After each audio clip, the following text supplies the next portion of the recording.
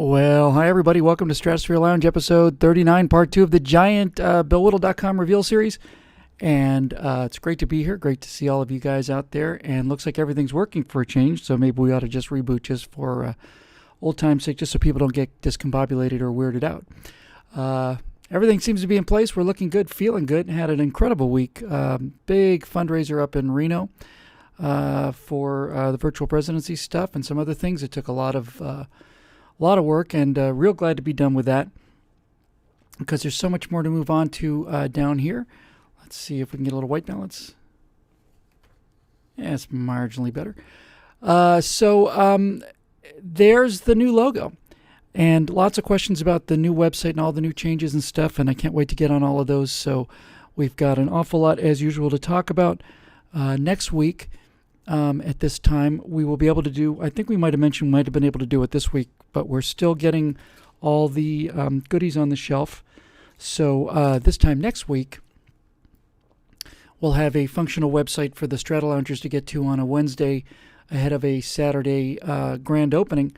Right now, we're still putting the last of the goodies on the shelves, and we got a bunch of different pages. So I thought what we'd do is maybe tell you a little bit in a recap what we're trying to do for those of you who weren't here last week or who saw last week's episodes.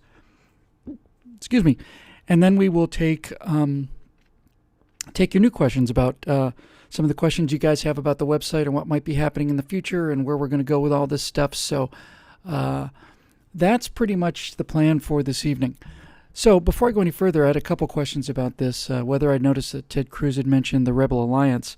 And I hadn't seen Cruz's filibuster, but I obviously heard about it from you guys. And that's not a coincidence. Ted Cruz and I have been to a couple of events together. He's followed me on both of them. I followed him once, he followed me once. So I'm pretty sure he heard about it. I know for a certain fact he wanted me to come to Washington and talk to him about it, which I haven't had a chance to do just yet, but we're still a couple of years away from 2016. One of the many, many things we want to do with this expansion and the BillWhittle.com thing and the subscription and all that other stuff, and I'll be getting to this again in a minute, is we really want to be able to put this thing into high gear and start moving the needle in a way that we haven't been able to do before. I've been somebody else's employee pretty much my entire life, and it's nice to be able to be in charge, and it's nice to be able to determine the directions we want to go in. Jeremy Boring and I co-founded Declaration Entertainment, but it was always his company. He really had the initial idea. Ultimately, when it was all said and done, if we had a difference of opinion, it was his opinion because it really was his company, his idea. We put a lot of work into it together. But the nice thing about being in charge of my own destiny is I get to be in charge of my own destiny, and I get to do things the way I want to do them and with the looks that I like. So one of many things we'll talk about in a minute is all that stuff. But just to go back to Cruz thing for a second, he mentioned, I think, Rebel Alliance in his filibuster. And so that's the kind of spreading the message that we need to be doing. As I said, I've spoken at a few events with him. One of the things that we have in mind to do once we get up and running is work very closely with both candidates in the 2014 and then 2016 elections, and also with sitting legislators and help them on the messaging. Some of these guys are really smart, really get it. Others of them understand what it is they want to say, they just don't know how to say it. And so we're going to just basically go out there, and one of the many things we'd like to do is be able to fly to Washington and basically help people get this teach them how to make these arguments, because they're good arguments. They need to be made. They're worthy of being made, and I think we can do it. So it's one of the many things that we'd like to do here as we start to get all of our ducks in a line. So the Reno thing is behind us. That took just going to the Reno event. I was up for 40 hours in a row before we actually got to bed the night before the event. But it was a big success up in Reno. Had a great time up there, and then. So we'll get on with what we've got. So let's start with the first of the questions we got today, because I think this is really the key question, honestly. And it comes from Charbel Azi, whose question is, what is the point of all this? And what is your end goal? I'm so glad you asked that, because frankly, that is the question that you always need to ask everyone and everything, about just about any business. I think every kind of endeavor, every artistic endeavor, you really need to ask that. What's the point and what's your goal? So I'll tell you what the goal is first, and then I'll come back more to the point. The goal of launching a subscription-based service is to put enough resources in our hands so that we can go out and move the needle all across the board, not just culturally and not just politically, everywhere, all the time. We find that, sorry, let me just make a little adjustment here. What I found is that, I'll give you just a brief, short form, sort of roundabout way to answer that quick question. When you get out here and you start to get to kind of the upper levels of show business and some maybe even the upper levels of politics, I'm pretty sure I've mentioned this before on the show, there comes a point where you think you're eventually going to get shown the curtain behind which the great and powerful Oz resides, and the powerful people at the top of the industry that you happen to be in will eventually recognize your talent or your skill or whatever, and they'll take you behind the curtain and they'll show you the levers and they'll say, here's how the giant machine works. Now you can help run the machine. And what I found in show business and politics both is that when you come up to the curtain, there's no one to greet you, and when you pull the curtain aside, there's no one behind the curtain. Literally no one is running the show. No one's in charge of the entertainment business who has any idea what's going on. No one in politics seemed to have any real idea what's going on. There's a famous screenwriter, I forget his name now, who basically said, talking about Hollywood and screenwriting and what makes movies successful, he said, ain't nobody knows nothing. And I kind of get that sense. So the first part of your question, Charbel, is the second part, is what's the end goal of all this? And the end goal is to effectively move the cultural needle to the right. That's as clear as I can state it. Effectively move, I suppose I should say, the cultural and the political needle back to the right, back towards conservatism. So anything that we can do to do that is a gain for us. And the more effective we can be, the more effective our gain. As I like to say, despite the fact that the left is doing everything absolutely right and we're doing everything absolutely wrong, and I mean, when I say wrong, we're just not doing anything at all. We're not in this game at all. On any level that matters, in terms of reclaiming the culture, in terms of sharpening the message, we're not even in the game. We haven't even gotten off the bleachers, or off of the sidelines anyway. And so that's depressing. The part that's not depressing is with them doing everything right and us doing everything wrong, it's still a 50-50 country. They won by 1 percentage point. So as I say again and again and again, we don't need to move the ball 60 yards or 80 yards. We don't need to throw a Hail Mary. We move the ball 2 yards, we'll win. We move the ball 4 or 5 yards, we'll win forever. So that's something that's within our power, I think. And it's just slowly come to dawn on me. I'm a naturally humble person. You wouldn't know it sometimes, but the fact is I have some genuine humility beat into me by 30 years of wandering the wilderness all alone and without a purpose. And what I've learned in that time out there is we together, because all of this has been a learning experience for both me and you in cooperation with you as a sort of a feedback loop with you, are getting good at this messaging thing, and we seem to understand messaging in a way that just about nobody else does. That's not something that's being put to full use. So we can help people like Ted Cruz refine the political message. He heard me talking about the Rebel Alliance, mostly in regard to the Tea Party and how Tea Party is such an old-fashioned word, but Rebel Alliance, if you mention it to young people, gets them fired up. They get it. They instantly get it. So there's an example, just one example, of a case where, the little bit of reach that started here in the Stratosphere Lounge and is extending out to national political stage is making a bit of a difference. And we can make more of a difference if we have more resources. So the end goal is to move the political and cultural needle to the right. We'll talk about how we'll do that again in just a brief recap, and then we'll take your questions for the day. The point of it is that everything that happens in our country is a result of our pop culture. And the more I study this, the more I believe it every day. I was reading something about Mark Twain writing about an essay called What is Man? And he basically makes a case, and it's a compelling case, a very compelling case, that every single thing that humans do, they do to please their own spiritual needs, their own personal wants, and that anything that happens after that is secondary. Even people who martyr themselves do it, the ultimate self-sacrifice, do it because their vision of themselves or their standards of themselves means that's a higher reward for them.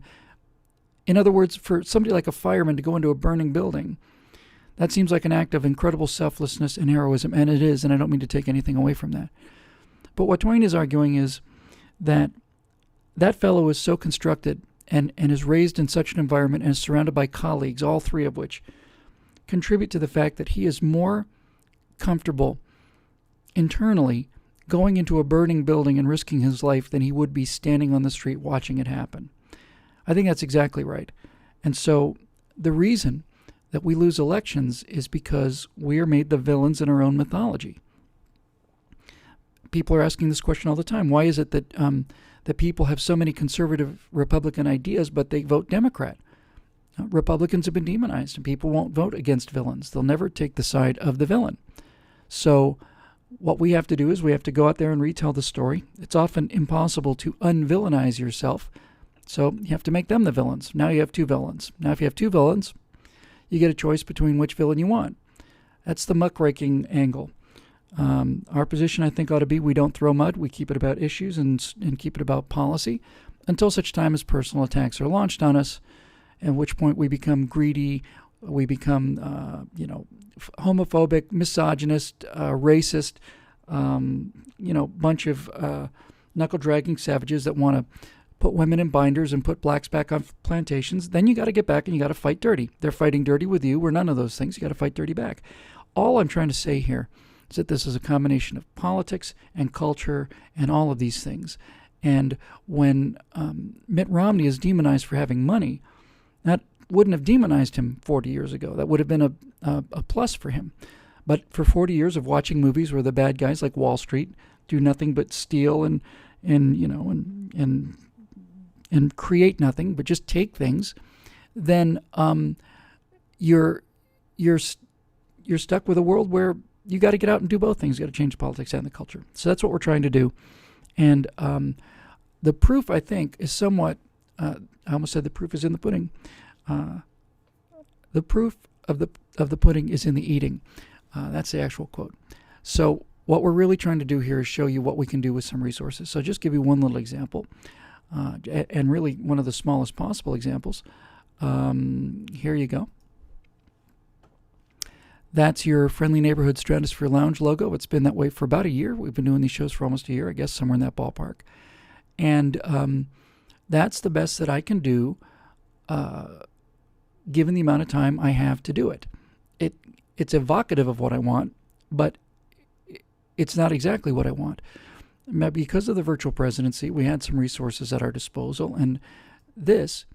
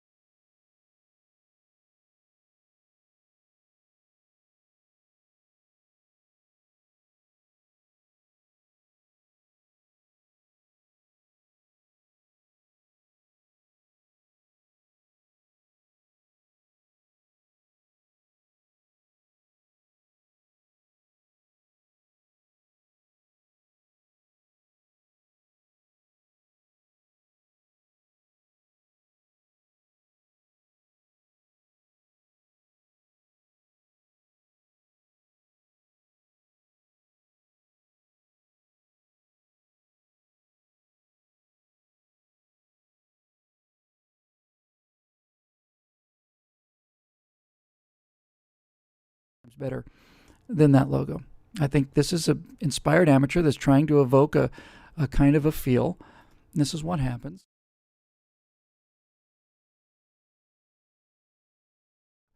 One of the things that we want to do is we want to take this example, which is a small example but an important example, and we want to apply it all across the board. We want to be able to have the resources through the subscription to be able to hire professionals to do everything.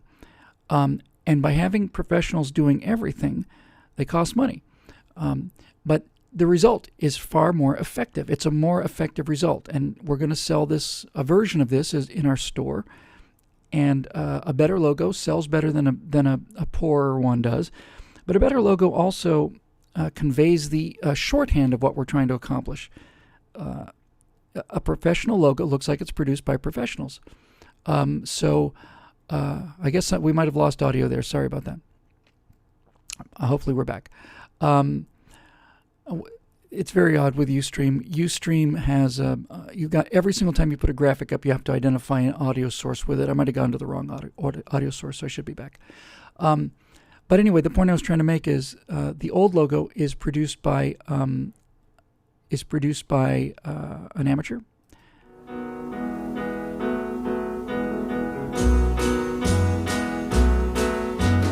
Every day when the work is built. Yeah, there's definitely some weirdness going on. But anyway, the old logo is produced by an amateur, and you should have audio back now.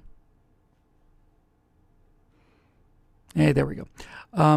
And as I said, the Ustream is not exactly professional material here. There's a lot of things that are a little dicey about this thing. Where when we go to a different picture, sometimes the audio comes with us and sometimes it doesn't. But anyway, you should get the idea. So we like the new logo because we think it's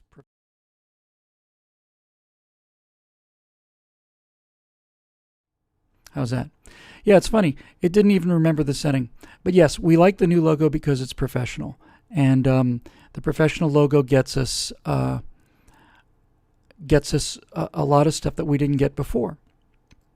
The new logo is... I'm sorry about the loss of the audio on the previous one. I guess I'm going to have to hear your voice. I'll have to do it again. I've reset the audio here. So let me just tell you a little bit about the new logo here. The new logo is a number of ways we can go here. We've got, you can see we've got the faded test pattern in the background. We've got the cityscape in the foreground. Kind of got a nebula up in the upper right-hand corner there. I think what we'll probably do is lose the nebula, and then we're going to thin out the typography a little bit,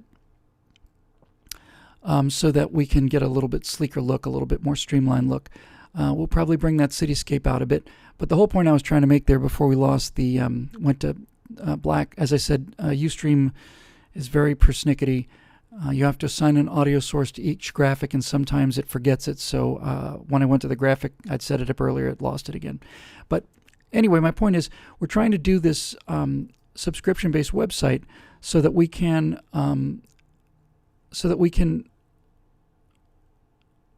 put full professional resources into everything we touch. And probably the first professional resources we should put into is to take the show off of Ustream and get them to someplace else where we can not have these problems. But that's what we're really trying to do, Charbel. We're trying to get the kind of professional resources that we can get with a subscription-based model and apply them to everything that we touch, like the TSL logo. The original TSL logo, which I did, was, like I said, an inspired piece of work for an amateur, I guess. But when you hand it off to a professional, it costs a little money, looks a lot better, and sells better, and gives everybody a better impression. So that's just one example of what we're talking about doing here.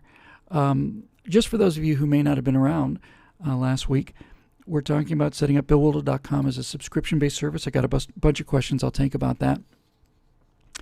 And in addition to doing more of the virtual presidency stuff, we've also got a couple movies. So just very quickly, let's just recap very, very quickly some of the things that we're talking about doing. First of all, let's make sure we've still got the audio of that. We're going to continue to do virtual president videos. That's a still that I kind of rushed together, which I think is very, very impressive. Here's a still from the first of the virtual president series that we shot. We shot 11 in a day. And that, I think, is real impressive. That's done by professional Hollywood compositors, and again, those guys are not inexpensive. They're worth it, but they're not inexpensive. And so, by going to a subscription-based service, it gives us a chance to do this quality work, which we just didn't have the ability to do before. I mean, that desk alone is $1,000 rental just for a couple hours. It's worth every penny. It's worth every penny. So the virtual presidency will continue using the subscription-based revenues. We've got some videos that we're going to be doing with my friend Lyda Loudon. We were out at Venice Beach doing videos for young people because I started speaking right after first of the year, after the Romney loss. And the one thing everyone was saying, everyone everywhere, was we've got to do something to get young people back. And you bet we do. So we've been working with actual young person.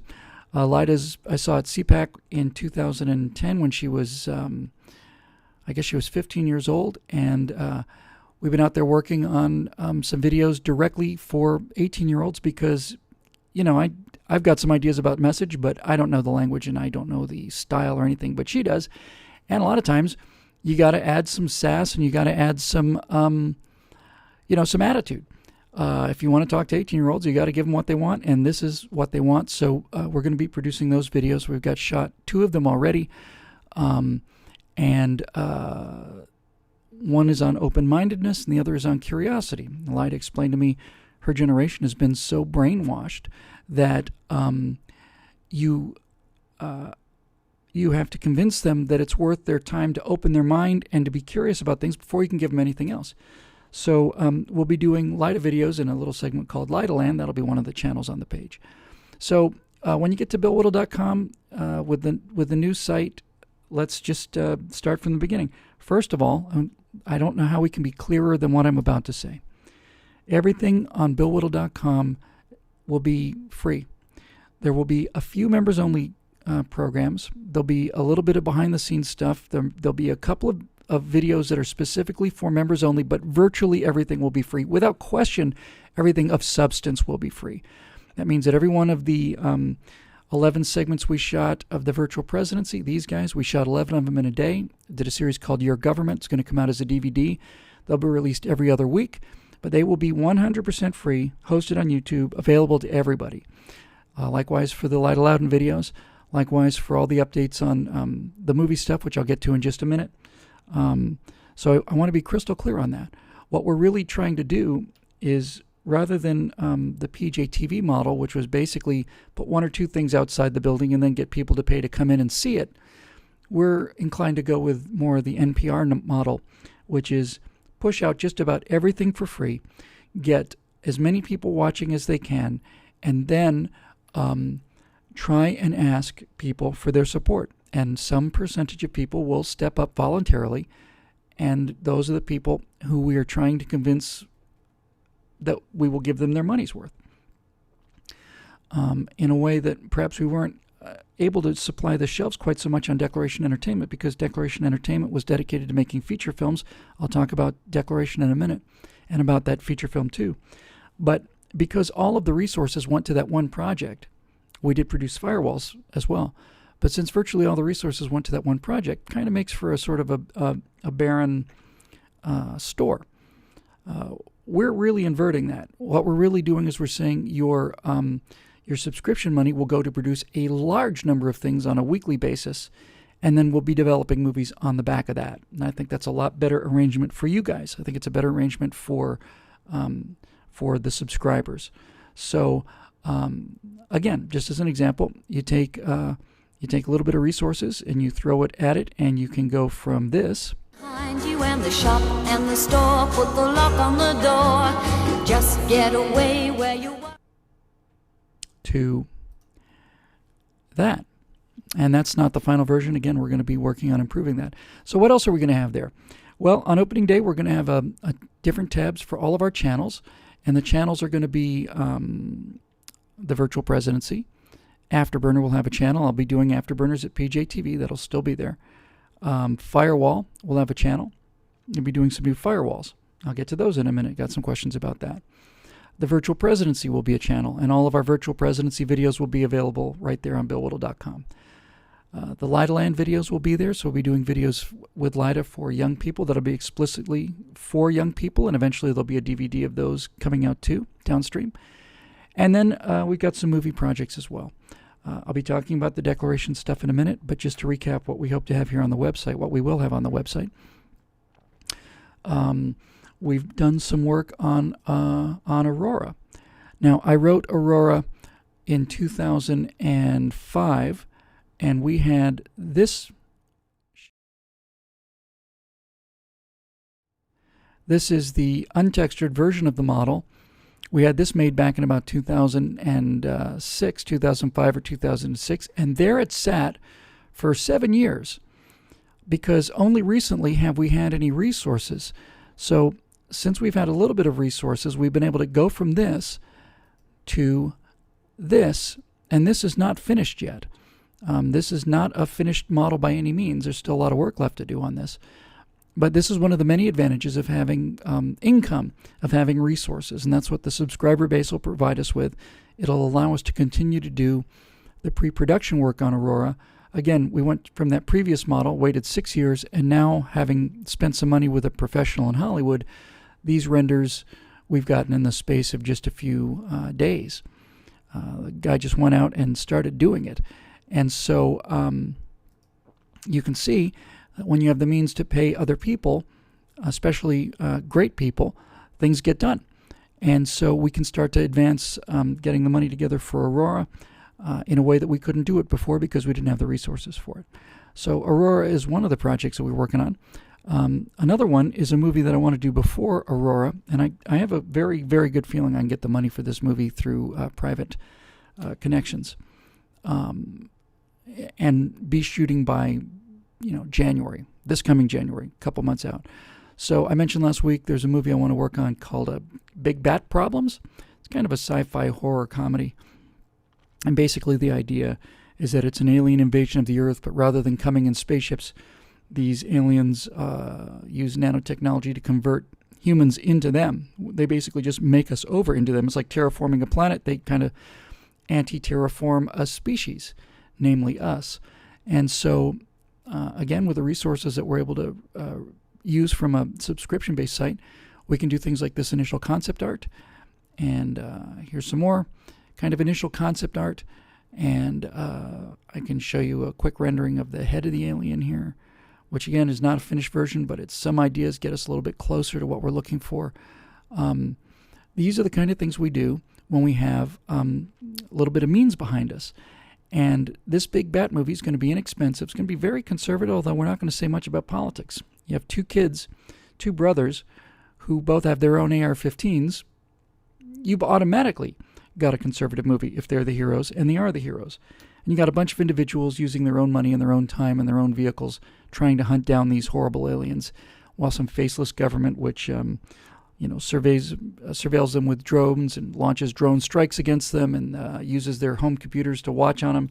Suddenly you've got a movie that's topical and interesting. It's exciting and it's fun. It's extraordinarily conservative. You never say the word conservative once. It's about conservative people as heroes and about all the things that we hate from a big statist government as villains. And all of a sudden, you've got 15, 16-year-old kids saying, you really need to go see this movie. It's really cool, on their way to their Organizing for America rally, and will turn them into conservatives without their even knowing it. And that's the plan. That's how they did it to us. That's how we're going to have to do it to them. I see a quick note in this comment section we have here during our Ustream version where somebody said, am I still going to be doing Trifecta? Absolutely. All of my PJTV obligations are still going to be there. We'll be doing Trifecta, Hot Seat, Clave & Whittle, and Afterburner at PJTV.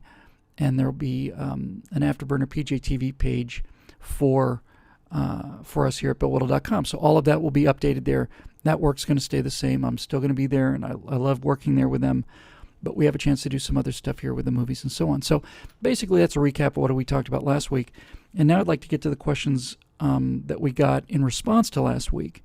So let's just go ahead and answer some of those and see where this takes us. Kevin Walsh wants to know, he says, I signed up and paid my money to Declaration Entertainment, but I've never seen any feedback of what's going on aside from your comments about Arroyo and Aurora. An occasional emailed update would be nice. I've signed up for BillWhittle.com and so on. Well, Kevin, as I say, one of the problems with having all your eggs in one basket, such as Arroyo, we took It takes a lot of money to make a feature film. Declaration Entertainment is in the feature film business, and so all of those resources went into that. The film is done. I'll come up in a few minutes to be talking more about the release on that, but Jeremy got it finished. He got a release thing planned, and I'll come back to that. But we are going to be sending out an email update to all of our people who've already given us our sign up and to our declaration members, and we'll sort of split that up. So let's go on a little bit more into that. I don't have these in exactly the right order, but you'll get the idea. I'm going to try and get through everybody, so hopefully we'll be able to get all your questions answered. Nicholas McCaffrey says, since you compared Big Bat Problems to, among other things, Ghostbusters, will you please include Maurice LaMarche as a non-smiling, always serious scientist? I took that question because I like it so much. Maurice LaMarche is in Aurora. He's the voice of Mission Control. And Maurice LaMarche will be in Big Bad Problems, and most of you are probably asking, who the hell is Maurice LaMarche? Maurice LaMarche is a very good friend of mine. He's the voice of Lexus. He's the voice of the Brain on Pinky and the Brain. Yes, Pinky. He did Orson Welles did the voice of Orson Welles for Ed Wood.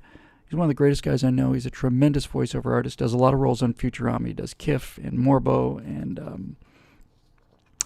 and he does the president of the Beige Planet, of the Planet of the Neutrals. I'm calling a beige alert. If I don't make it out alive, tell my wife I said hello. So Mo's a terrific guy, and how can I pass up that question, Nicholas? So yeah, you'll be seeing some Maurice LaMarche on camera. He's a great guy. He's a great voice. I'd like to hire him to do a lot of the voices for our work here. Just for anything we do that goes out professionally, needs professional voiceover, we'll be getting Maurice LaMarche for that. Brooks Morris wants to know, will Free Frontier be part of this, and what's the status of the Free Frontier? Those of you who've been watching the show for a while know that Free Frontier is my idea for a private space program, where we would do something much like this, $9.95 a month, and those revenues would go to startup companies, aerospace startup companies. We give you updates of the status of those startup companies, and so on. So I'm glad you asked about Free Frontier, because I want to address that issue. Free Frontier is a completely separate deal. It would be a separate website. It would be, unlike BillWhittle.com, would be a 501c3. It would be a tax-deductible donation. And we need to keep that as unpolitical as possible, or apolitical as possible, because we'd like to get every single person we can. The Free Frontier is the idea of taking private money and using it to build a space program and make America proud again. So the reason I bring it up now is that once we get the doors open, we are going to use some of the subscription money from BillWhittle.com to do the development work to launch Free Frontier. That is a tremendous amount of work. Getting the 501c3 up and running is time-consuming, a little bit expensive. There's a lot of work that has to get done in terms of preparation. There's a lot of work that would have to get done in terms of preliminary content. But once we get the thing up and running, we're going to add a Free Frontier tab to BillWhittle.com as part of what your dollars will be going to start. And then when the time comes to start that, and we do it right so we don't do a false start, then without question, Free Frontier is going to happen. We're going to learn a lot from getting the BillWhittle.com website up. We're going to learn a lot from all of this stuff in terms of just getting credit cards processed and all that other jazz. So we're going to learn our lessons on this and then go out there and push Free Frontier really hard. But yes, Brooks, Free Frontier will be a part of this. Free Frontier will be made possible by some of the subscription money from BillWhittle.com. We're going to take some of those resources and deploy it to getting that thing up and running. And I think the thing to do would be to release that right around the same time we're getting ready to do Aurora. Ideally, people should be able to go see a movie about a private mission to Jupiter and have it be exciting and fun and just be a great action-adventure movie. And then at the end of the movie, they basically get a title card that says, if you want to go do this in real life, go to freefrontier.com. And we're doing it now. We're making it happen now. So to get from here to there requires a fair amount of work and a lot of effort and people and so on. So again, I know everything sounds like a pitch for membership, but right now, for the time being, it is. So it's not even so much a pitch for membership for all of you fine people. I know I don't have to really pitch you for your membership. I know what kind of people you are and the kind of support you've given us all over all the years, and I'm enormously grateful. I'd really almost like to look at this the other way around. To the degree that I'm going to get the support from folks like you, I know I'm going to get it. What I'm really trying to do here is desperately make the case that you're going to get your money's worth. What I'm really trying to do is show you that we're really serious about putting enough stuff on the table, on the website, to make it worth your money. And that's really in the essence of what I'm trying to do here in this episode, last episode, and one more episode before we open the doors. Not so much to ask for your support. I know that everyone out there is of kind of quality that never ceases to amaze me and mystify me. So I know that anyone who can help will. What I'm really trying to do is try to show you what you're going to get for your money and make us feel like we're doing our part for your hard-earned cash. I know it's very, very tough out there these days. So to answer again Brooks's question, Free Frontier will be a separate website. It'll be a separate charge. It'll be a separate everything. It'll be far less political, but we will make that happen using resources from the subscriptions on the website launch a week from Saturday. Moving on. Brent D. Cates, another Free Frontier question. I put those together. With safety in mind, would it ever be possible to do a Free Frontier or a TSL in flight, or maybe one day in orbit? Excelsior. Yes, both. Do them in flight, do them in orbit. That would be fantastic. The Stratosphere Lounge is obviously started just as the webcast that you're watching now. The end goal for Stratosphere Lounge as a name and as a brand is to have a regular stand-up talk show in a studio, make it look a lot like The Tonight Show in right around 1962, 63. I want to do a stand-up talk show for television, and that will be as far as I can take the Stratosphere Lounge. One of the shows we're going to produce with your help is a show where we're going to have a bunch of guys sitting around, guys and girls, sitting around in a nice set, getting liquored up, talking about politics over drinks. And we're tentatively calling that Cavemen in the Man Cave. That might be where Stratosphere Lounge ends up. I suspect not. I think we'll probably keep doing some version of this weekly talk. But it's a great brand. It's a great logo. It's a great name. I know when I was showing the logo a few moments ago, let's go back to it again, because again, this is not the finished product. This is in progress. There it is. But we are going to be providing 3 different merchandise sets at BillWhittle.com. Nice thing about having the different shows and the different channels is we can play around. So one of the channels is going to be Stratosphere Lounge, so there'll be Stratosphere Lounge bumper stickers and coffee mugs and fleeces and caps and all that stuff. And they're going to look different than the virtual presidency ones. The virtual president stuff will have the virtual president logo, and they'll be, instead of purple and cyan, they'll be more of a gold and a sky blue. And then the BillWhittle.com stuff will have its own look. So when you subscribe, you'll be able to take a choice out of which theme do you want? Do you like the Stratosphere Lounge color theme? Do you like the BillWhittle.com color theme? Do you like the virtual president color theme? And of course, you'll be able to buy whatever you want to. It'll all be for sale in the store. So that's coming on. I think the number one thing to drive people for subscriptions will be this DVD of all 11 segments called Your Government. It's an instruction manual on how to get the government back. And we expect to have it finished by mid to end October. We're going to release virtual presidency segments every 2 weeks, so that'll get us through to March, but you'll be able to get the whole thing basically as soon as you subscribe. We'll just send you a DVD, and then we'll do more. So that's it for Free Frontier. Ed Powell has a question, very serious question. We take this very, very seriously. Ed wants to know, he said, Bill, I've paid recently for a year's worth of Declaration Entertainment. Will I lose the rest of my year's worth of contribution and access when BillWhittle.com goes live? No. Ed, you won't lose anything. We are so, of all the things that are on prime importance for us in this transition, it's taking care of both the existing and the past members of Declaration Entertainment is number one on our list by a wide margin. I suspect what's going to happen is you will have your unpaid balance refunded and then be given the option to do the BillWhittle.com thing. I have to talk with the web guys about that. I'm virtually certain that's how it's going to go. But under any circumstances, under no circumstances, I should say, will we get a penny's worth of income for time that wasn't delivered. And if we have to say do what we have to do that, we're going to do it.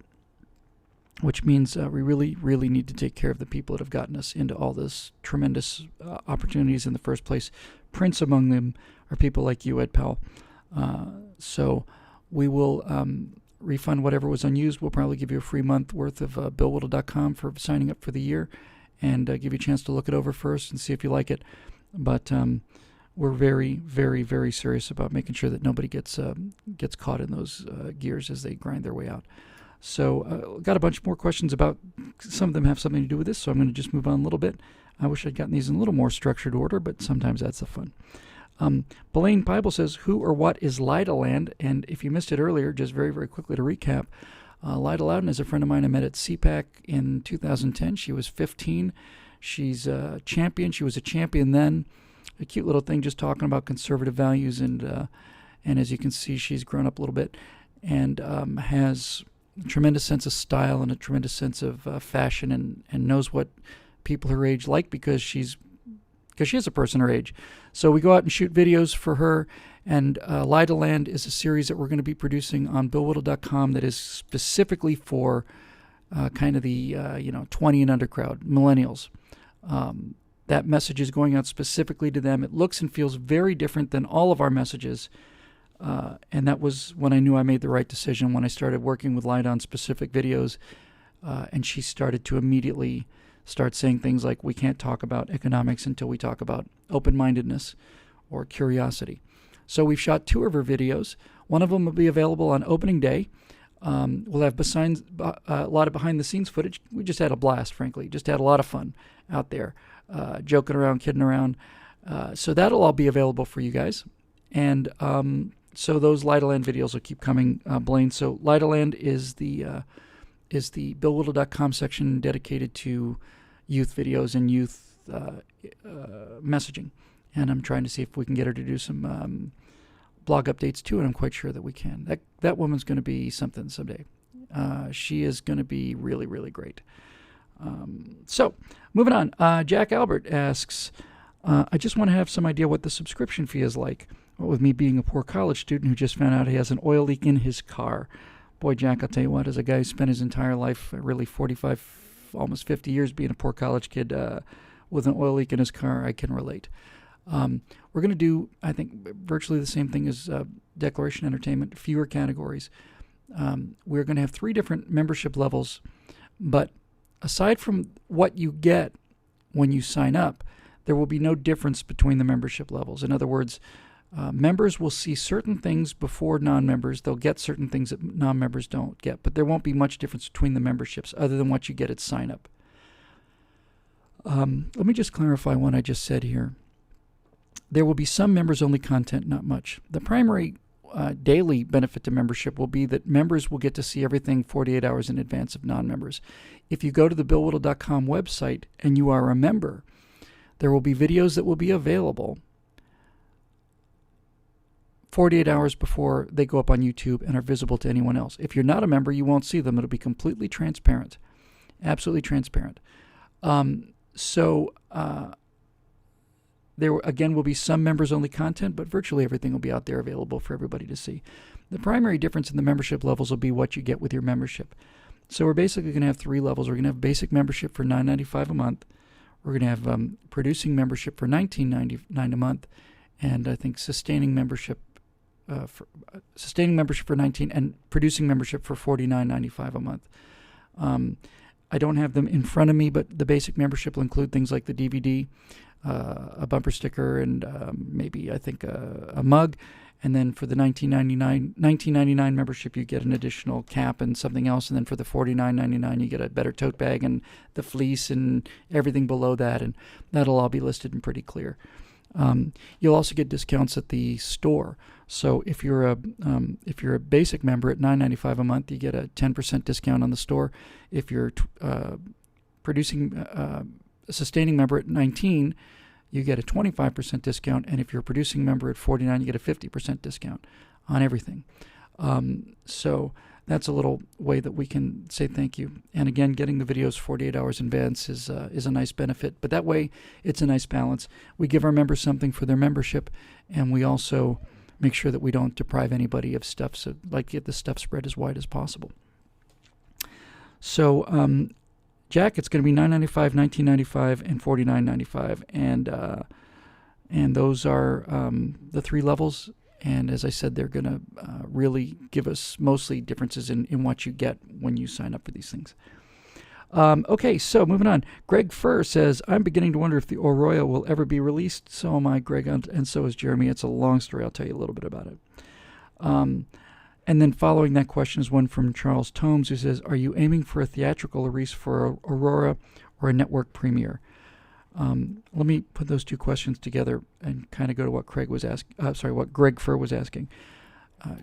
Greg, we put a lot of money into the Arroyo. It's been finished for a while.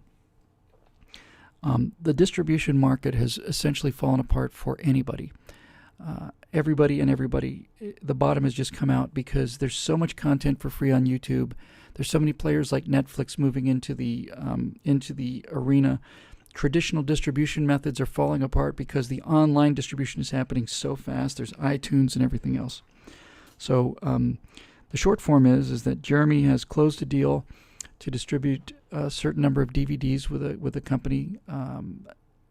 They basically bought a large number of DVDs that repaid a significant percentage of the additional money he had to take to get the film finished. And so that's out of the way. And then what he's working on now is he's working on very limited theatrical release for the Arroyo. It'll be in a few cities. We'll get that word out as soon as we know. And that is actually taking a little bit of time, but that's important because of the way distribution works.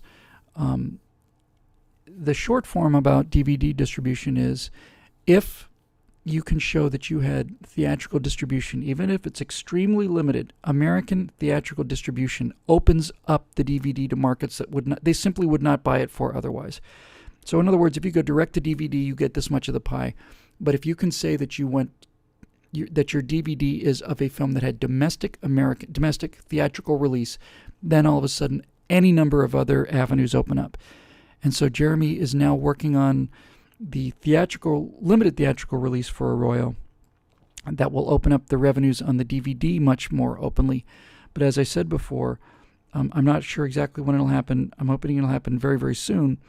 But anyone who is a member and anyone who at any time was a member of Declaration Entertainment is going to get the DVD of the Arroyo because we would not be here without your help.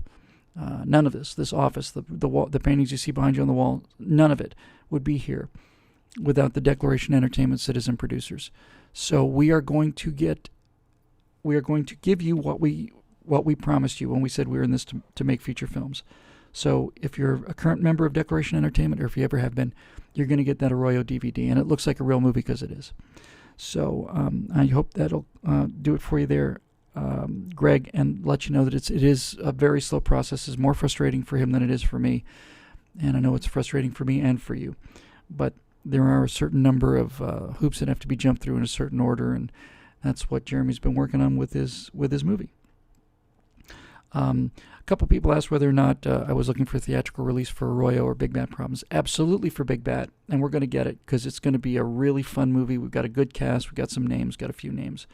It's going to be kind of a, I like to think of it as the best way to think of, it just flew into my head. The best way to think of Big Bat Problems is to think of Buckaroo Banzai and the Hong Kong Cavaliers hunting down the aliens from Aliens. If you can think of Buckaroo Banzai and the Hong Kong Cavaliers hunting down aliens, you got the movie. That's pretty much it. It's all about that looseness and that fun and that tech and that fashion sense and the snap. It's got some real scary stuff in it, but it's just clever and fun and exciting, and that's really what we're looking for. So we're really looking forward to showing you that. Now, for example, when we open this website up, we're going to show you the initial art that inspired the design of the creatures. Then the next update we shot with the actual artist, a conversation we had here in the office, so you'll get to see me talking with him about the creatures. Then we'll show you the first pass of that artist's artwork and what we selected and what we didn't. Then we'll show you the second pass on the artwork. And then we'll show you some stuff that starts to look more and more finished. So as the movie pre-production goes on, we'll show you how we get closer and closer to the creatures. As soon as I'm done with the opening, I'm going to write the script, and we'll start showing you script fragments. We'll do some read-throughs, some readings, all that stuff. Keep you all up to date on all of that stuff.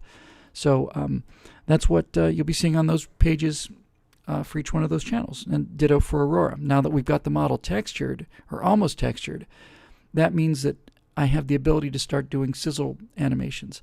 Once the 3D model is ready to be rendered, then it's just render time. Now, render time can be big. Render time can be days and days and days. But I've got days and days and days. This computer of mine sits idle, 8 hours a day. So it can be rendering frames overnight. We put together leaving Earth orbit, approaching Jupiter, outside the comet, all kinds of things. So we start to keep getting stuff updated, keep the excitement up. And the main point of this for both Aurora and Big Bat Problems is by using your subscription help, we're able to put together the pieces that we need to go to private people for that, because we're not going to do the movies that way. It sucks all of the revenues out of the production pool. So as we get your money, your subscription money, helps us do pre-production art for Big Bat, helps us do renderings for Aurora. We then take those pre-production assets and go to private investors and say to them, here's our distribution deal, here's our cast, here's our concept art, here's our script. And then we go out and raise probably the $1.5 million or so we're going to need for Big Bat, maybe $7 or $8 million for Aurora. And that's how we're going to do it.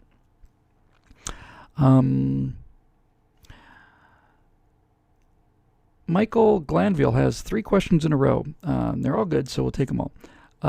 First of all, maybe you can get Red Letter Media to help you with Big Bat Problems. For those of you that don't know Red Letter Media, Mike Stoklasa, I guess his name is, otherwise known as Mr. Plinkett. I first ran into him a year or two ago when he did an epic 90-minute review of Star Wars Episode 1, The Shadow Menace. It was the funniest thing I've ever seen, and it was also the smartest thing I've seen on the internet ever. It was a brilliant, hilarious takedown of that awful, awful movie. And then he did one of Attack of the Clones, and he did one of Revenge of the Sith. And as you watch these reviews and all the other ones, you realize that this guy, Mike, is a master storyteller. He's a savant. He's an actual honest-to-God genius who really understands story better than anybody I've ever seen in Hollywood. His critiques of those stories are not just like, oh, this was stupid. They're profound understanding of storytelling. So I might be inclined to get him in the movie, just give him a cameo, get him on our side. I don't think he's going to have a lot of work to do with this because I have changed the way I think about movies fundamentally in the last several months. I read a screenplay called Story. We've talked about it on Stratosphere Lounge. And I think this Big Bat movie is, without question, by orders of magnitude, will be the best thing I've ever written. I'm going to rewrite Aurora from the ground up as a story about one person rather than as a story about an organization. It makes it a much, much, much, much, much more accessible, cinematic experience. So I'd love to get them involved. Mike, they're terrific guys, and I'd like to get them involved in some way other than a scathing review. They're not going to have a scathing review for this. They're going to like this movie. This movie's right up their alley. But they're great guys to get involved with. They got a lot of reach. They got a lot of reach down at Comic-Con, and Comic-Con is one of many ways we're going to be promoting both these movies, so I'd love to get them involved. Mike Granville also wants to know, when The Caveman and the Man Cave starts up, can I buy tickets or even participate in some way? Absolutely. I mentioned it briefly in passing. We're hoping to do a show where we get, let's say on one particular evening, let's just say myself, Alfonso Rachel, Andrew Clavin, Jeremy Boring, maybe Mike Walsh, maybe, who knows, maybe we can get Michelle Malkin if she gets into town, or Ann Coulter if she's in town, or whatever. Let's get a bunch of us together, sitting around in a room, drinking scotch or whatever we like, heavily, talking about politics the way we talk about politics when we're off camera, and then taping that. And I originally thought that would be done in somebody's living room, which is a nice idea. And then our marketing guy said, why don't you do it on a stage that looks like a living room and have people come down and watch? And we thought, fantastic. So there will be tickets for that, and we will do it in a theater, and we'll do probably about an hour and a half, 2 hours. Once a month, we'll shoot 2 hours completely unscripted, absolutely live. So anybody in the LA area will have a chance to come down and watch the show and be part of the laugh track. We get to talk to all of us afterwards and just make it be really, really fun and really laid back. And then one of the other things, this is based off an idea that I had for Free Frontier, but I think we ought to do it here too. I can't promise this yet, but certainly when we get to a certain subscription level, without question, we'll be able to do this. I think once a month we'll raffle off 2 tickets or 4 or whatever to people who are, we'll do a fair amount of that anyway, but to people who are maybe out of town, and we'll include the airfare, I think.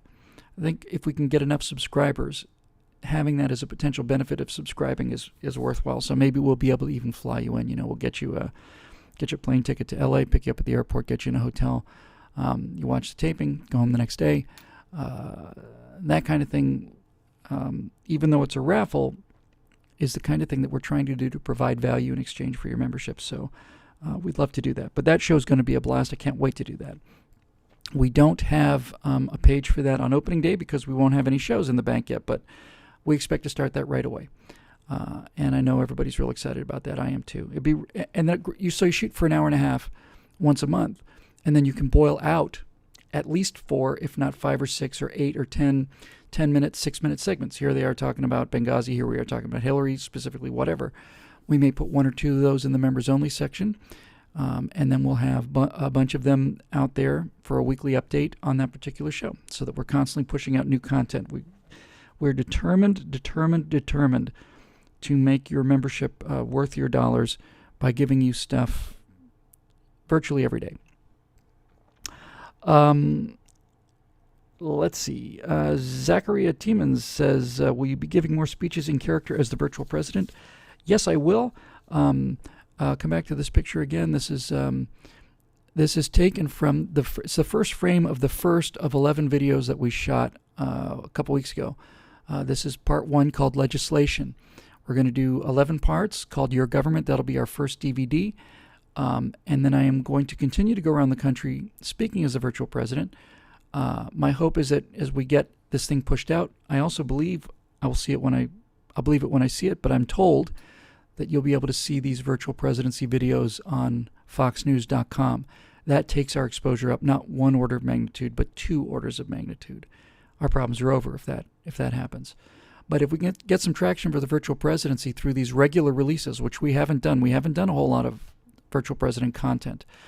But if we can get these virtual president segments out there routinely, start driving a big audience for those, then the plan is for me to go around the country in 2014 and help out conservative candidates in the real world. Everybody's asking me, hey, Bill, why aren't you running for office? And the answer is, I have no desire to run for office. I just can't imagine anything more boring than sitting there listening to other people, gas about things. I like to listen to myself gas about things, but, I have my limits.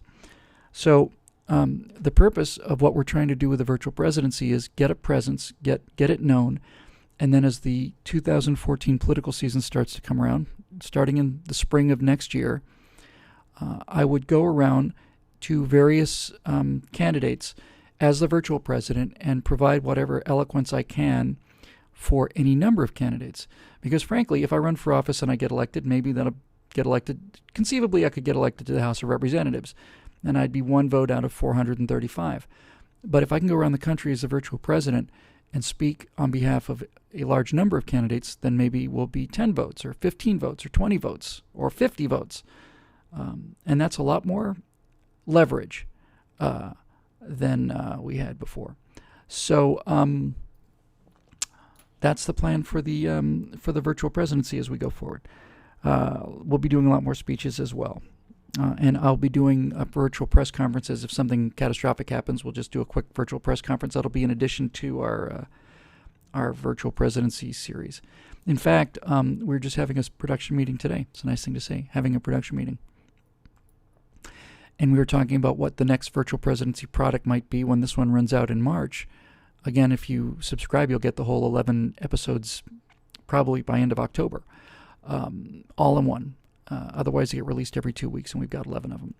But what we're thinking about maybe doing next is this compositing guy is so superb. I'm so impressed by the look of it, because when I look at this picture, I'll just come back to it again because I love it so much. I I look at this picture and I'm kind of as amazed as you are. I have no memory of being in that room. And the room I do remember being in looked nothing like this. So this is what happens when you hire Hollywood professionals. And that's what happens when you hire Hollywood professionals. And that's what happens when you hire Hollywood professionals.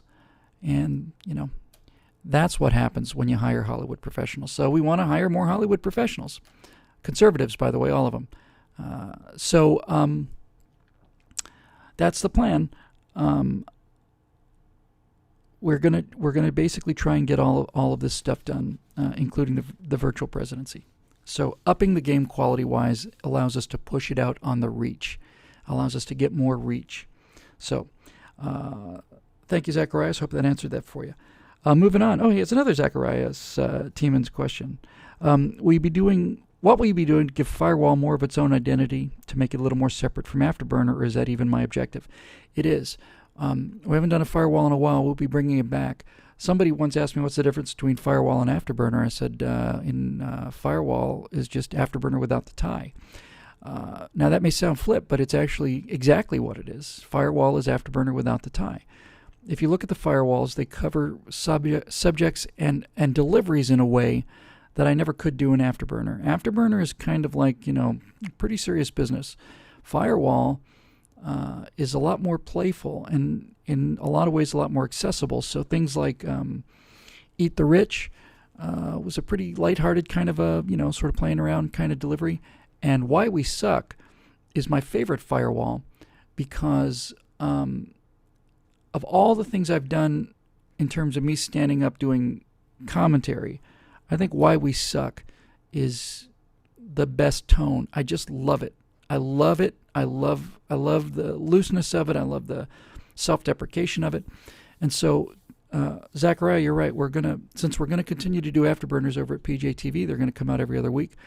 We're gonna aim for. It's gonna take a while to get up to this speed, especially right after lunch. We're gonna aim for a Firewall every other week, opposite Afterburner, and we've also got virtual presidency stuff coming out. But the firewalls will be a little looser, and they're also going to try to be more towards the culture. I'm more concerned about making Firewall something that's a little more accessible, a little more loose, a little more cultural, a little hipper, and have kind of the Afterburners be kind of these, thunderbolts of facts and logic and stuff. And that way we get to appeal to as many quadrants as we possibly can. Somebody, MCC NGA on our comment section asked, will there be any options for paying annually? I should have mentioned that. Yes, there will be an annual payment thing. I know a lot of people don't like the recurring billing. So there'll be an annual payment thing, and that's obviously would get you all your stuff right away too. So thanks for asking that. Moving on here. Brent Jarity wants to know, can I be in a movie? The answer is yes. We talked about, when we were talking about the Free Frontier, we mentioned one of the things that we want to do to get people excited about their membership is, okay, if we have a suborbital vehicle, once we realize it's relatively safe, we're going to be giving people rides. So for $9.95 a month, you can fly a suborbital flight. $9.95 a month, you can spend 3 days in orbit. $9.95 a month, you can walk on the moon. And we're going to try and do the same thing with BillWhittle.com. So we will absolutely raffle off some extra stuff. Obviously, have more extras than not, and maybe a speaking line or two. I don't want to ruin the movie in order to sell subscriptions, and I hate to put it quite so bluntly as that, but you can't really give tremendous amount of speaking lines to people who don't have any acting experience. But without question, we will be putting people in the movies, subscribers, as part of their benefits. We will raffle off any number of on-camera roles, and we will also certainly raffle off, and to some degree maybe even pay some airfares for people to come and spend time on the set. That's something that you certainly earned. So if you're a subscriber, we'll probably do a couple of days where we're having, kind of open set days where you get to meet the whole cast and watch the shooting and watch the cameras work, and we'll take care of you out there and get you some food and all that other stuff, because that's the kind of interactivity and the kind of feedback and the kind of thank you that we want to offer you guys, because money is money, and we're asking to part with some of it, and I don't take that lightly at all. So great questions. Thank you very much, Brent. I almost said Walter. It's Walter Almeida says, "Hey, Bill, love the new ideas. Here are some questions. He's got 4 of them. I'll answer them all. Will you be securing rights to use theme songs for TSL? With subscription revenue, I'm going to see if I can get the rights for I Know a Place. I hate the fact that I have to turn off the music before we start broadcasting. I did it the first one, and YouTube flagged it. So we won't do that again. So if we can get it, we'd love to get it. And certainly, if we move TSL up to the realm where it wants to be, if we get the production. I know I keep coming back to this, but this is where the thinking is going, which is why we're having this show. If I can get enough subscription revenues, I can hire a studio. I can tape a version of Stratosphere Lounge in a 1963 set with modern day clothes, but I can do a half hour, an hour pilot. Then I can shop that around to actual TV networks. I can take that and shop it to Fox. That's one of the reasons we're trying to get the subscription base up. So there's any number of things that I can do with your help. So with revenues, we can get the rights to that song and other music. With those revenues, if we've got enough revenues, we can say, all right, let's get TSL up to TSL 2.0 or 3.0. What's the next step? Well, the next step might be, as I say, hiring a giant studio at nighttime, putting in a group of people with, maybe 50 or 100 members of an audience around cocktail tables, because that's how I want it to go. A 3 or 4 camera setup. We'll get some major guests in there, some major guests for the pilot. Bring them in. Invite all of you guys to do it. Set up a couple cameras so we're streaming it live, and then we'll do the pilot of the Stratosphere Lounge the way it was supposed to be done originally. And then we go out and sell it. Maybe we can sell it to Comedy Central. Who knows? Maybe we can sell it to Fox News. Maybe we can sell it to a number of people.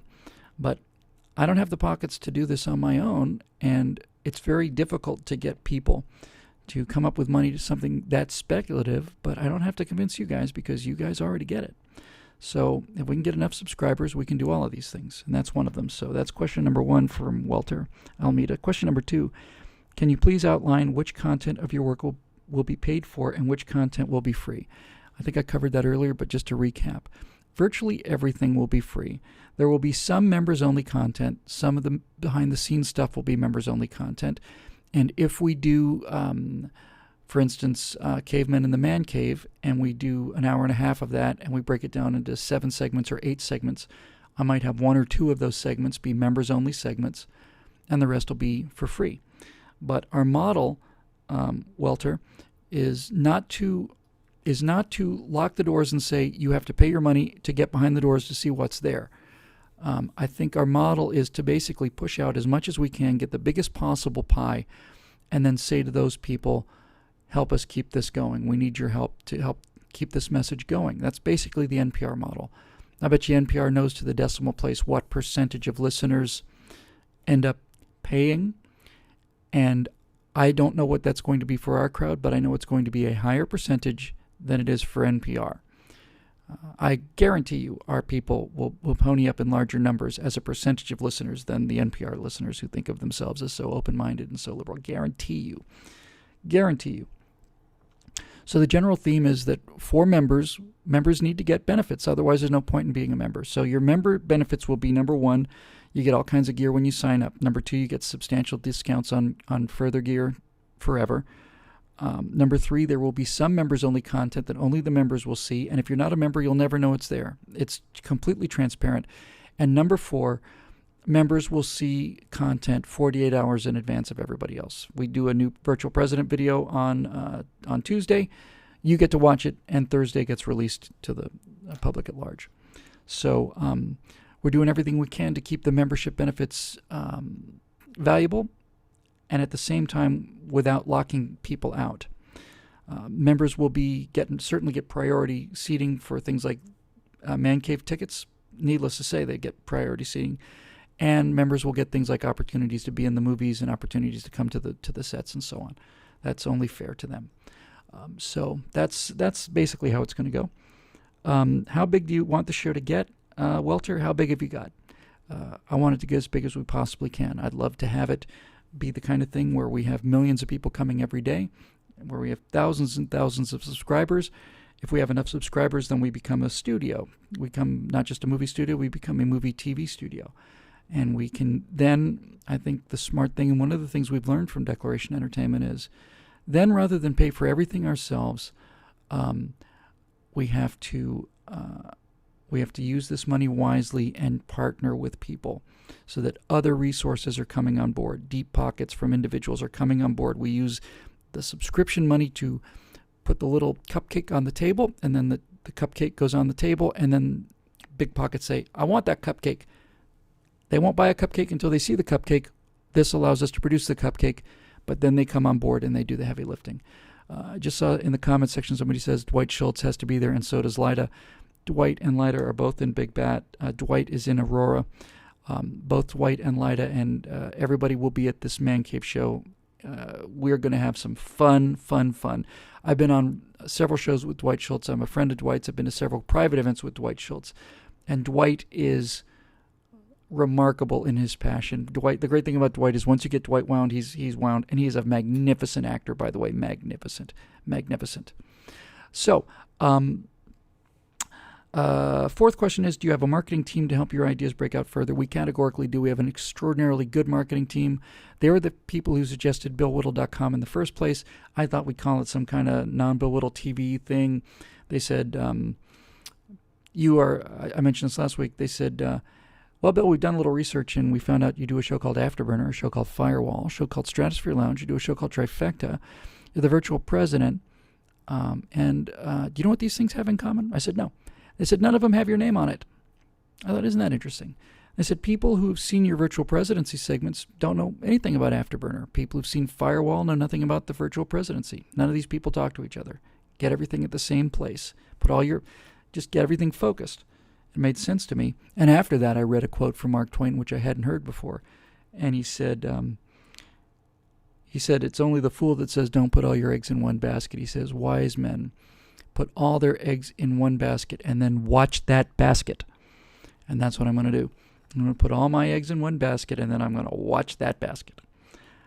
So that's it from Welter. Great questions. Thank you very much, Walter. Almost done. And we'll do a wrap-up. Pat Bigos wants to know, with the new content, do you plan on having a larger presence on Twitter? I absolutely do. I've had a very hard time with Twitter. I got locked out of my own Twitter account. I keep sending Twitter emails saying I need to reset my password so that I can get in. And Twitter says, okay, we verified you as the account owner. We've sent you your password reset. And it's like, this is the problem. It's an active account. It's not in the spam folder. I'm not getting it. Oh, I see. Well, we've sent you a new email with the new reset that should... I'm not getting the emails. So we're working on that. Once I get that unlocked, I will be tweeting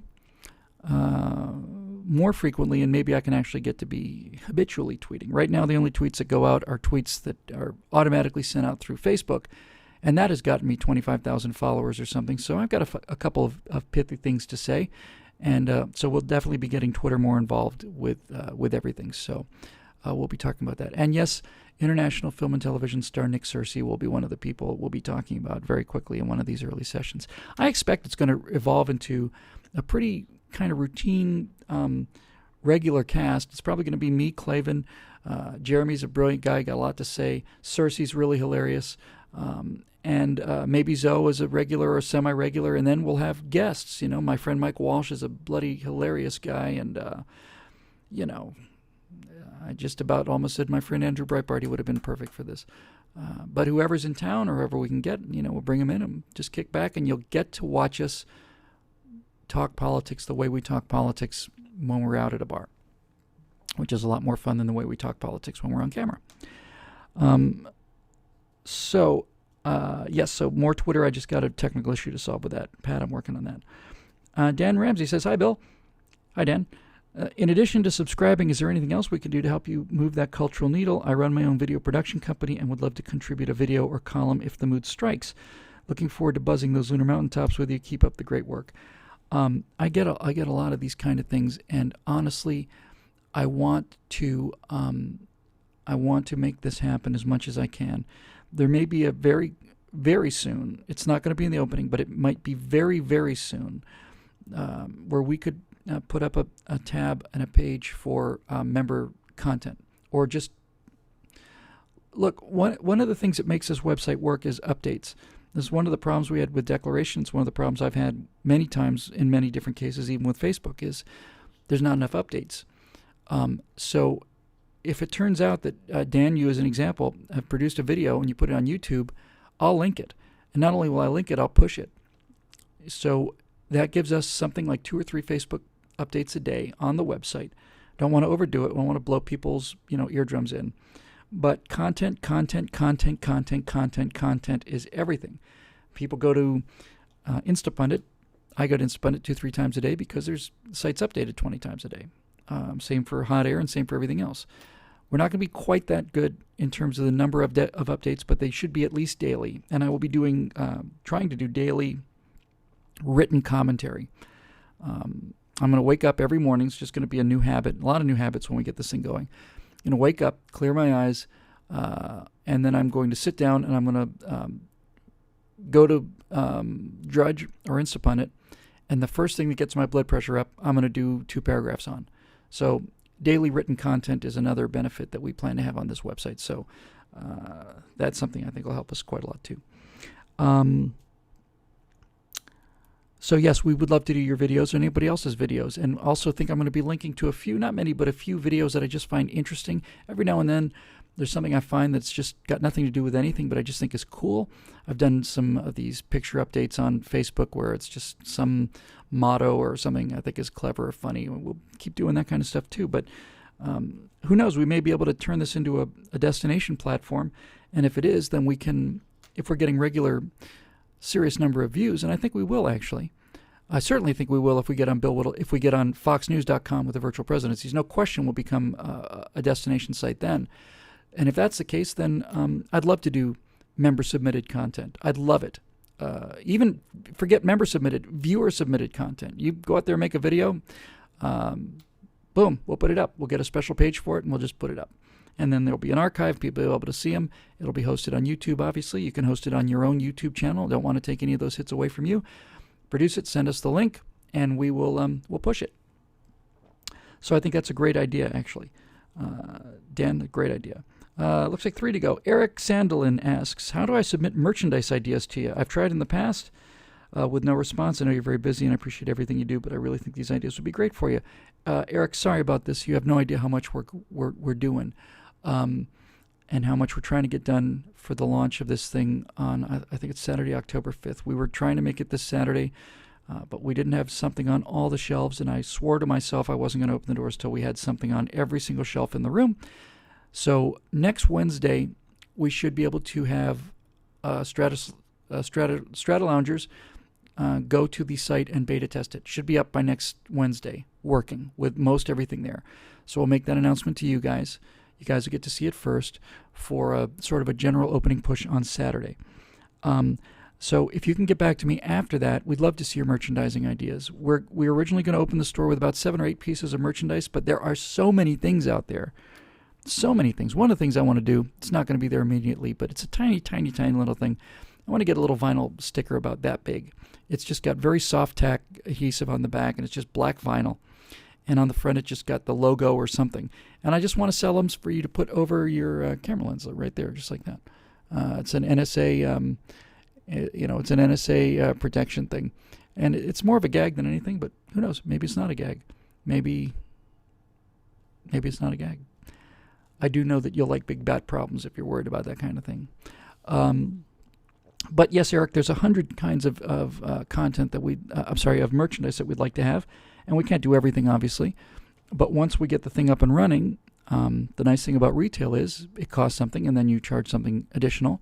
So the more stuff we have, the more stuff we make. So long as we're not in a position where we're buying, 400,000 Microsoft Zooms for $1 million, then great. Now somebody over here is just, a Fizzmeister has just said, hey, free month of membership for good user-submitted videos? Absolutely, why not? I'd be all about a free month of membership for any number of things that we can use. That's a terrific idea. That's a grand idea.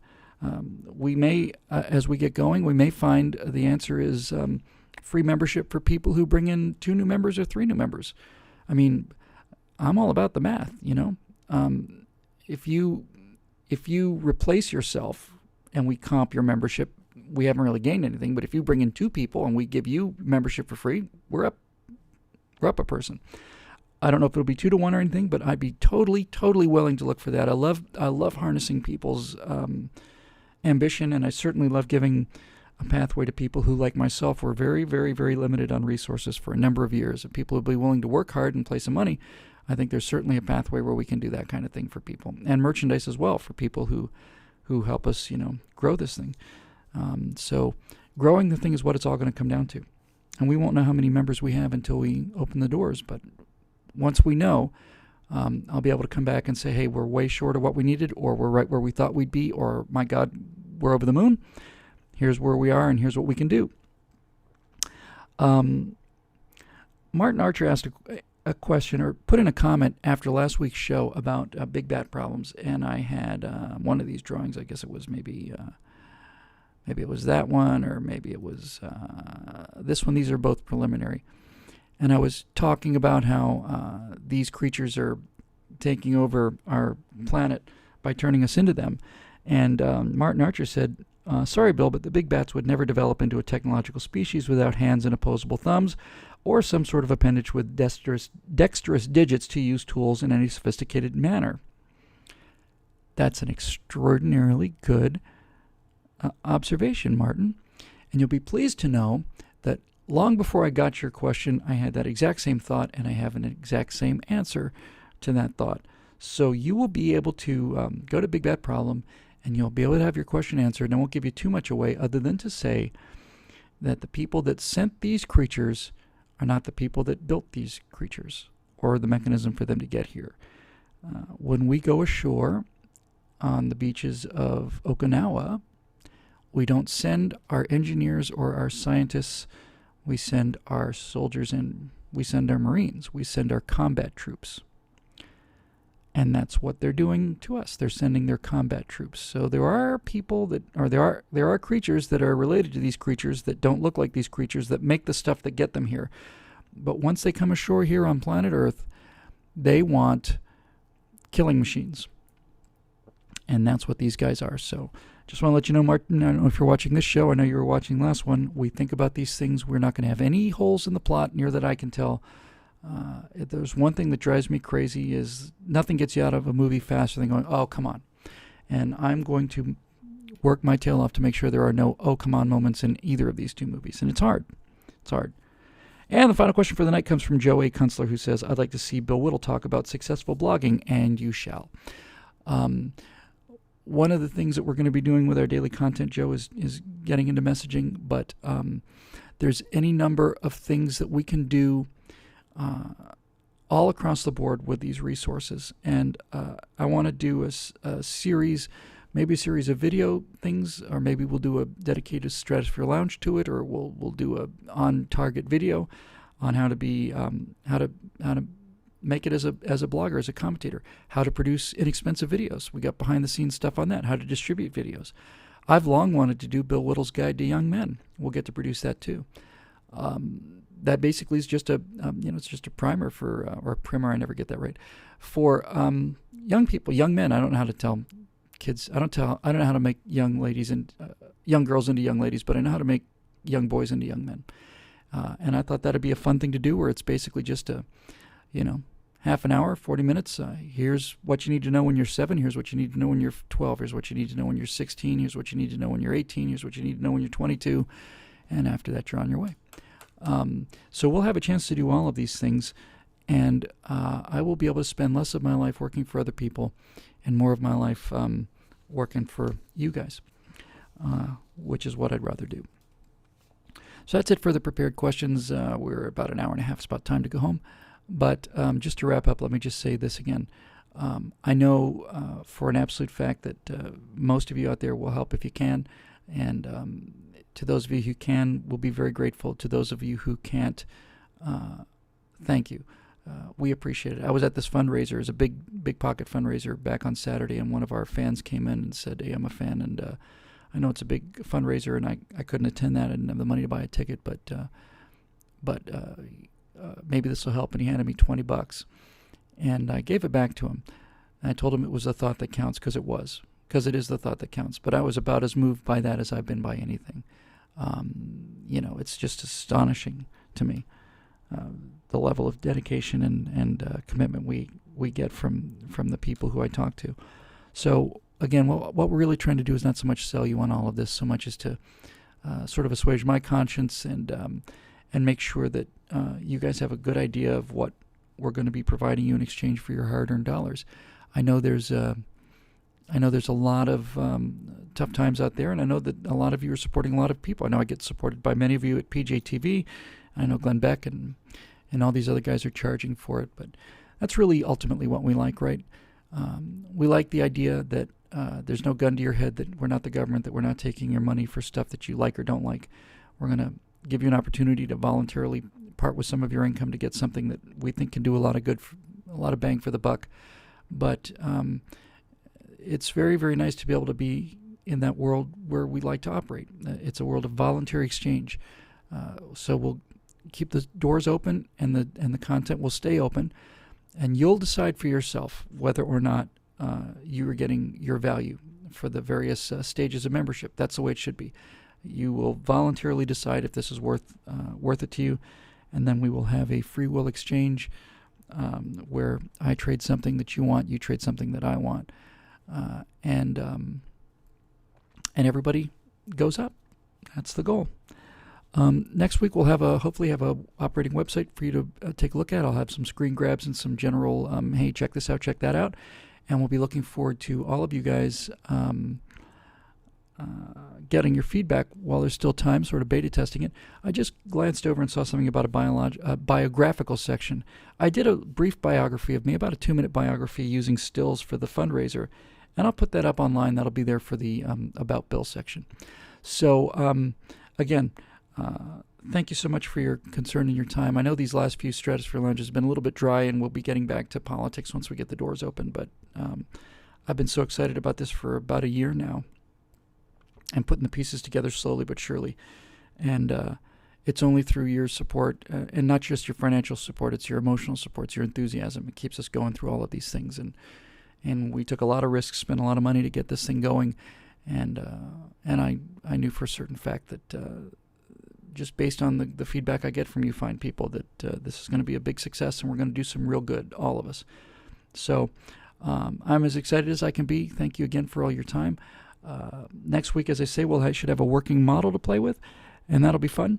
And then the following Saturday, doors will be open, and we'll see what we can do. So until then, why don't we give you one of these back again? Not finished yet, but getting closer. And if you like the looks of it, you will certainly have the means to wear one on your hat or your body, or drink one on your coffee mug every morning. Thanks again for all the help. Thanks for all the work we've done so far. Thanks for getting us as far as we gotten. And hopefully with your continued help, we'll be able to go further than either you or I can see. That'd be our goal. Have a great night, and we'll see you next week. Bye-bye.